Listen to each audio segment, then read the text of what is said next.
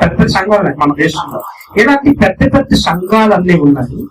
ఇలాంటి పెద్ద పెద్ద సంఘాలు ఉన్నప్పుడు జాగ్రత్తగా గమనించండి, నా మాట జాగ్రత్తగా అర్థం చేసుకోండి. ఇలాంటి మందిరాలు కట్టబడి ఉన్నప్పుడు వాటిని నడిపిస్తున్న దైవజనులు ఎవరైతే ఉన్నారో వారు నిజంగా దేవుని కొరకే, దేవుణ్ణి పిల్లల్ని రక్షించడం కొరకే మందిరాన్ని కట్టబడి వాటిని నడిపిస్తే దేవుని యొక్క ఆత్మను రక్షించాలని ఆశపడుతున్నారో అలాంటి వాళ్ళకైతే దేవుడు శుభం చేస్తున్నాడు.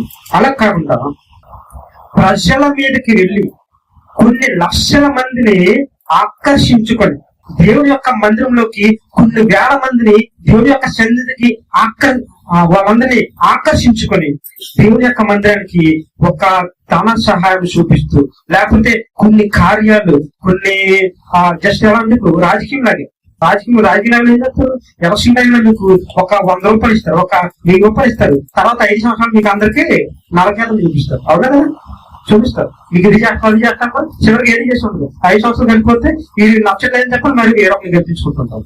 ఇలాగా దైవజనులు కూడా రాజకీయ నాయకుల్లాగే ఈ రోజుల్లో. ఈ మాట ఎవరు తక్కువ అర్థం చేసుకోవద్దు, నేను చెప్పే మాట జాగ్రత్తగా అర్థం చేసుకోండి. ఫస్ట్ ప్రజల మీదకి వెళ్ళి ప్రజల మధ్యలో కొంత ఆశ చూపించి వాళ్ళ దగ్గర నుంచి అత్యధికమైన ఆస్తిని పోగు చేసుకుంటున్నారు. ఇది దేశంలో చాలా సార్లు జరుగుతున్నాయి. ఇదంతా ఏంటంటే ఈ యొక్క బోధ, వీళ్ళ పరిచర్య ఎలా కొనసాగుతుందంటే కమర్షియల్, డబ్బుల కోసం చేసే పరిచర్య. నిజంగా దేవుడి యొక్క పరిచర్య చేసే వాళ్ళు, నిజంగా దేవుడి యొక్క వాక్యాన్ని పాటించాలనుకున్న వాళ్ళు, నిజంగా ఆత్మల కొరకే ప్రయాసపడే వాళ్ళు అయితే ఎలా ఉంటారో తెలుసా? ఒక సంఘంలో ఒక వ్యక్తికి బాగోకపోతే ఆ వ్యక్తిని పరామర్శించడానికి వెళ్తూ ఉంటారు. పరామర్శిస్తారు.